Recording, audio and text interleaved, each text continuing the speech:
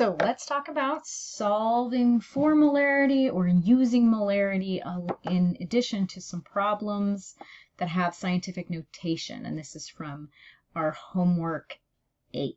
So let's start with this first one. Calculate the number of moles of solute in 9.00 times 10 to the second, so raise to the second, this is our scientific notation, milliliters of a solution 0.75 molar hydrochloric acid. So one of the things we want to interacting with this problem, what is it asking for? It's asking for the number of moles. So we're going to solve for M, moles, right?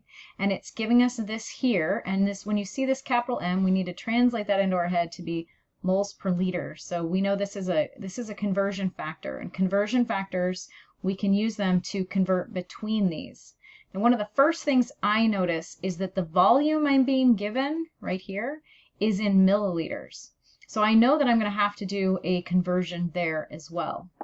So I would start with this number here, 9.00 times 10 to the second. Now I have to be really honest, milliliters. That is not probably a number I would feel I needed to put in scientific notation, except for conveying the 3 sig figs.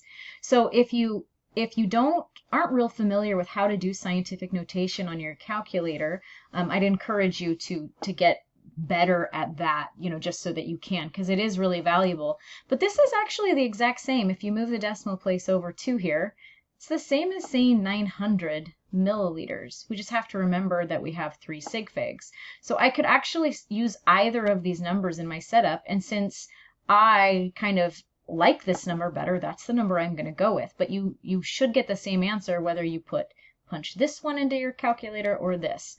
But just know, if you're looking at a scientific notation problem and this number is like 1 or 2, that's a really easy one to convert. And you a lot of times just deal with that number mentally a little bit better. So 900 milliliters. And the first thing I need to do is, before I can use this conversion factor, I need to get into liters. So I always say that, like, your conversion factor, in this case molarity, is like a translator. But you have to be in the 2 languages the translator speaks.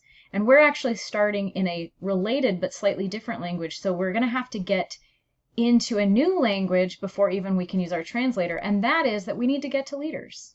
I need to get liters on the top here instead of milliliters. So that means I'm going to have milliliters on the bottom to divide that out. So this is where, make sure you're really familiar with your metric conversion so that you understand how to set that up. Some people like to just do their metric conversion separately, like before they start a problem. I usually like to just do it within. So there are 1,000 milliliters in 1 liter. So now that I'm in the correct units of my conversion, I know that I can use my molarity. So I can put liters on the bottom, which would divide out liters, and I can put mole on the top, which is ultimately where I'm trying to go, numbers of moles. And then I have to decide then, do I have a number that does moles liters? I do, it's the molarity, and where do I put what? So in this case, I'm going to be multiplying by my molarity because the number belongs to the moles. So it's, 3/4 of a mole per 1 liter equals. And I like dimensional analysis. I like this because I can mentally double check my work and go, milliliters should divide out, liters should divide out, and I'm left with the unit in the numerator that I'm interested in, which is what the question was asking about in the first place. So you're calculating the number of moles.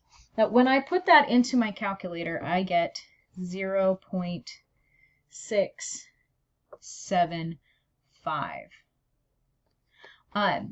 Now 3 sig figs, I personally would probably leave that number as it is, because to me, I don't see the value. I don't need scientific notation to convey the 3 significant digits like I did here, because if you just write 900, that looks like 1 sig fig. And since we want to convey that it's 2, that's why we use scientific notation. I'd probably leave that as this. If the problem, like it says on here, if the problem expects you to put it into scientific notation, then I would need to recognize that I would be moving the decimal place by 1, which would be then to the -1. Because you're essentially, by saying to the -1, you're saying that the number needs to be multiplied by a tenth, 1 over 10, which is the same as 10 to the negative 1. All of these say the same thing. That's why it's 10 to the negative 1. So we could do that, but in my opinion, this is the better way to reflect that answer. But the homework might be looking for this. Clearly here it is. Enter your answer in scientific notation and be sure to answer all parts. So let's look down here. We have if 6 grams of glucose are dissolved in 1.05 times 10 to the second milliliters of solution. So this is critical information here. I'm being given grams, and I'm also given milliliters. And I'm being asked to calculate the molarity. This is what I want. And we saw from up here, and we remember from our previous learning, molarity is moles per liter. So this is our capital M. So molarity is moles per liter. So I can see here I'm going to have to get creative with this problem because I'm not given either of these values.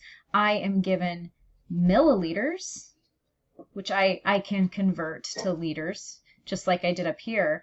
And I am given grams. But remember in our last unit with stoichiometry, we did learn that we can convert to grams to moles using the molar mass of the problem. Now, I have to say, I think this problem is a little bit on the unfair side in that it does not provide you with the chemical formula of glucose. So you'd probably have to look that up. So glucose, switch to a better color here.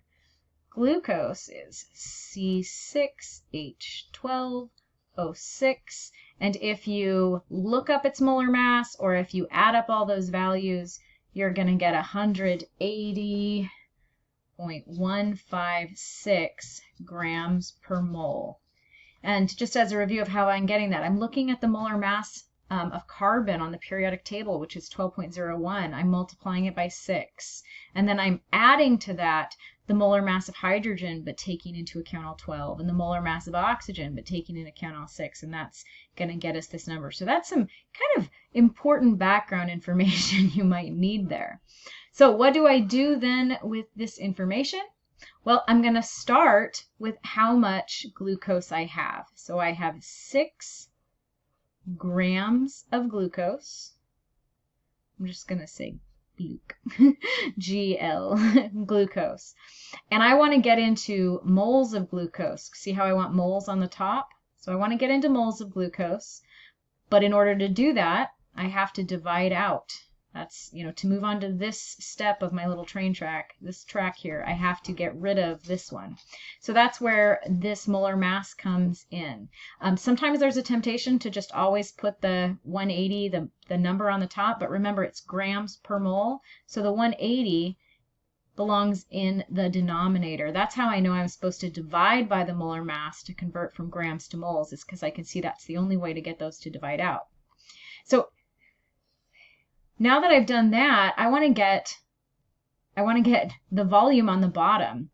So this is always kind of a funny step. Some students like to stop and do them as 2 separate steps. Sometimes I just like to keep on going. So I'm just going to do 1 over because I want the milliliters to be on the bottom. I can't put liters on the bottom because I don't know that yet unless I wanted to do that side. If I wanted to do the conversion before, which you could do. 1.05 times 10 to the second milliliters. Again, though, I see that this is actually 105 because we're saying it's 105 times 10 times 10. That's what 10 to the second means, times 10. So that's actually 105. So I'm going to actually probably put that in my calculator.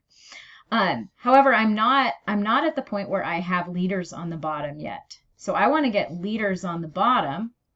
But I'm going to need to divide out my milliliters here. This is kind of a funny way to think about it when we can just do that. We can just do 1 over. Or you can do it as 2 separate steps. That's fine too. I just like doing my math in one fell swoop.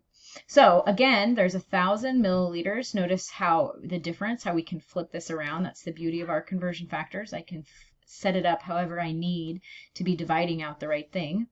And I like to double check. So grams of glucose cancels out or divides out. Moles, no, moles doesn't. I was like, it doesn't divide out, and I don't want it to, because I want it here. So star, it does not divide out. Milliliters divides out because they're across from each other, and liters does not divide out because that is what I want.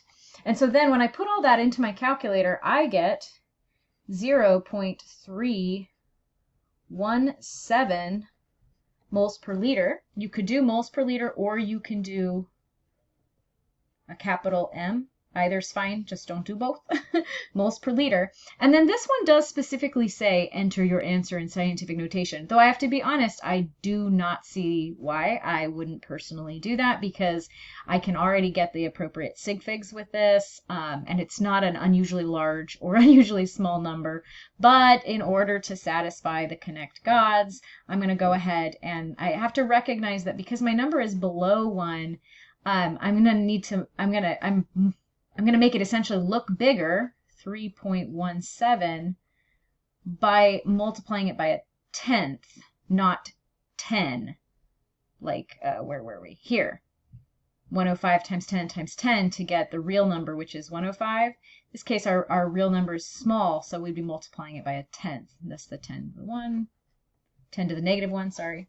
And then, so we get 3.17 times 10 to the negative first molar solution from mixing this much glucose with this much water.